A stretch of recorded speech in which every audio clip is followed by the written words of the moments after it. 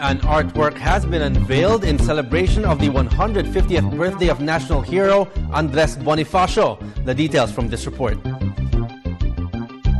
In an effort to liven up Andres Bonifacio's 150th birth anniversary, a Filipino painter based in Sydney, Australia, has given an artwork to the National Commission of the Arts as a dedication to the freedom the Philippines acquired. Kahit na anong talentong binigay sa atin ng Diyos, magagamit natin.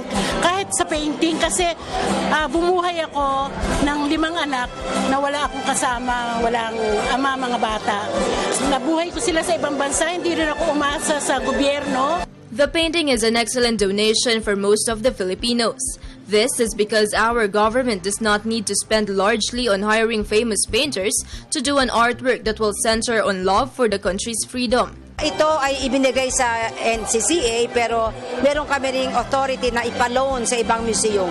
So the way I look at it, it can be a traveling exhibit for Bonifacio Sesquicentennial. For the group of Filipino painters, meantime, the artwork will inculcate the importance of our country's freedom to all the Filipinos' mind. I think it will be very relevant na itong donation na ito ay makita ng ating mga kababayan from a Filipino artist who have gained prominence, sumikat, nakilala sa ibang bansa.